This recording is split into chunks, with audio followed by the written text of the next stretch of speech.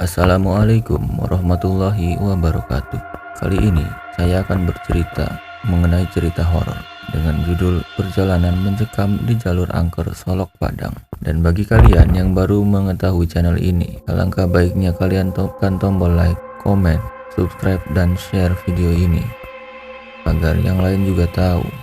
Dan jika kalian memiliki pengalaman horor pribadi, bisa kalian tuliskan di kolom komentar. Tanpa lama-lama dan basa-basi, inilah ceritanya.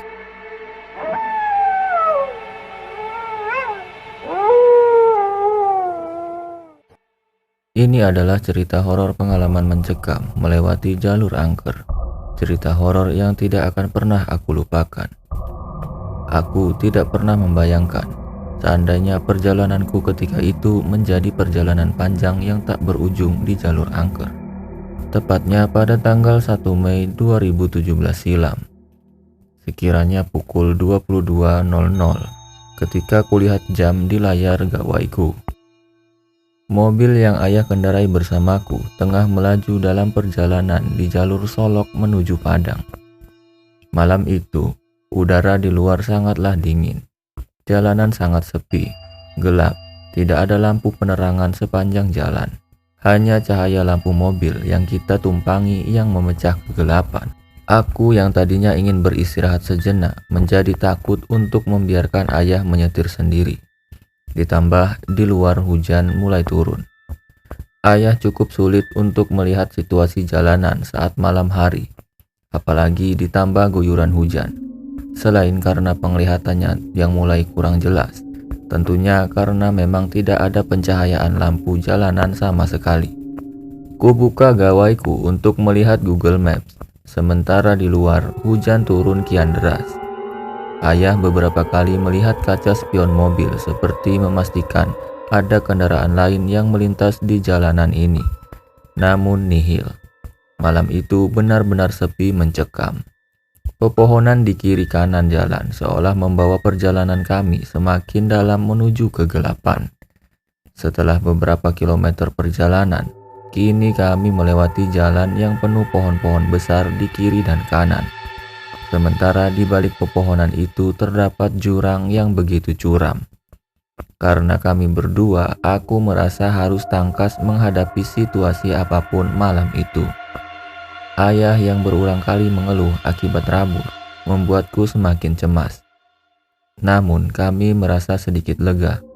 Tidak lama dari itu terlihat dari kaca spion ada seberkas cahaya lampu yang mulai menyusul mobil kami semakin dekat, dan kami bisa melihat itu sebuah mobil Innova berwarna putih. Entah dari mana mobil itu muncul, sebab dari awal aku bisa memastikan bahwa tidak ada kendaraan lain selain mobil ayah. Tiba-tiba, sring, terang sekali. Mobil Innova itu menyalakan lampu yang terang sekali. Itu membuat ayah sedikit terbantu untuk melihat jalanan di depan yang diselimuti kegelapan. Ayah memacu mobil mengikuti mobil itu yang menyalip kami. Selama 10 menit kami mengikuti, aku merasakan sesuatu yang aneh. Mataku terasa berat untuk tetap terjaga, namun aku berusaha untuk melawannya. Sementara ayah terlihat tetap berusaha membuntuti Innova putih itu. Samar-samar kulihat mobil di depan kami berbelok ke kiri. Sebelum aku benar-benar tak kuasa menahan kantuk yang mengelayut, aku cepat-cepat mencegat ayah yang ingin turut membanting setir mobil ke kiri mengikuti mobil yang di depan kami sebelumnya. Ayah sontak menginjak pedal rem. Dia tergelagap. "Ayah, mau kemana? Kita mau pulang kan? Lurus saja ya, tidak ada jalan belok di sini," kataku. Aku sangat ingat jalanan di sini tidak ada simpang, hanya ada jalanan lurus saja. Pun ketika aku melihat Google Maps untuk kembali memastikan. Raut wajah ayah terlihat sedikit pucat. Aku mencoba menenangkannya. Aku kembali meyakinkannya bahwa tidak ada persimpangan di jalan ini. Ku ambilkan minum air mineral dari dalam tas yang masih tersisa setengah. Ku bukakan tutupnya, lalu ku kenyotkan untuk ayah. Di luar, hujan masih turun dengan derasnya. Kegelapan malam mengepung kami, ditambah kabut putih yang menyelimuti, membuat malam itu benar-benar kian mencekam. Sesaat kemudian bulu kuduku berdiri ketika tiba-tiba terdengar suara tangisan perempuan dari balik pepohonan. Sesaat kemudian suara tangisan itu berubah jadi jeritan yang bikin nyaliku menciut. Suaranya melengking memecah keheningan malam. Ku tengok raut wajah ayah. Aku rasa dia juga mendengarnya. Bergegas ayah kemudian menancap gas membawa mobil kami meninggalkan tempat itu. Setelah agak tenang, ayah melihat wajahku. Ngopi dulu, ngopi. Nah, kamu lihat kan tadi ada mobil yang belok ke arah kiri? Tanya ayah. Nah, ayah serius. Ayah cuma mau memastikan kalau mobil Innova itu ke arah kiri. Lanjutnya. Aku menganggukkan kepala. Kupandangi raut wajah ayah yang tadinya santai kini berubah menjadi gelisah dan takut. Tidak seperti biasanya dia bersikap seperti ini. Kenapa ya? Tanyaku balik. Ayah mengelus dada. Suasana hening sejenak. Udara di dalam mobil terasa gerah sekalipun pendingin tetap menyala. Suara jeritan perempuan yang masih terngiang memacu detak jantungku hingga tubuhku terasa panas dingin. Jalanan di sini angker, kata ayah setelah beberapa saat diam. Di sebelah kiri kita tadi itu jurang. Ayah tahu itu, tapi ayah tidak tahu kenapa ingin mengikuti mobil itu. Ayah merasa seperti setengah tidak sadar. Jika kamu tidak menghentikan ayah, mungkin kita sudah di alam yang berbeda saat ini, nak. Jelas ayah dengan nada yang sangat pelan. Sontak bulu tengkukku kembali berdiri setelah mendengarkan pernyataan ayah. Ya, walaupun aku sebenarnya sudah tahu karena aku hafal jalan ini. Tapi itu adalah pengalaman horor pertamaku. Aku belum pernah mengalami hal menyeramkan semacam ini sebelumnya.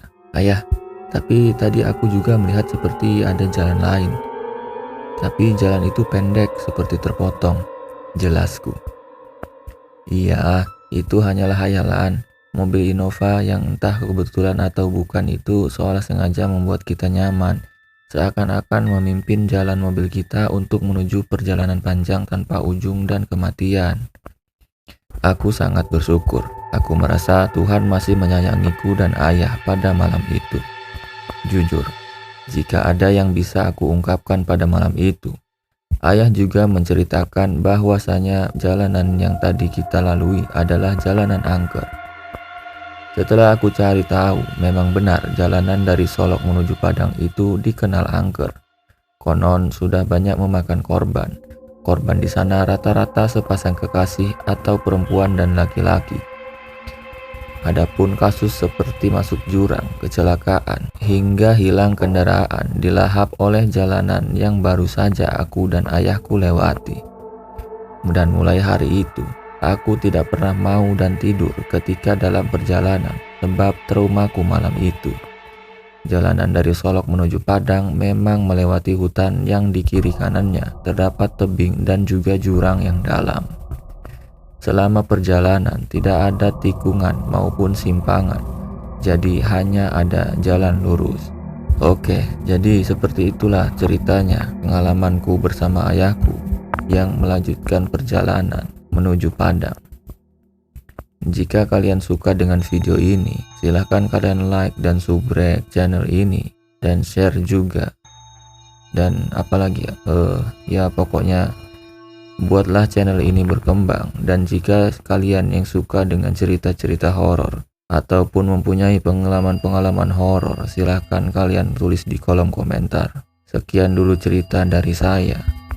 Wassalamualaikum warahmatullahi wabarakatuh.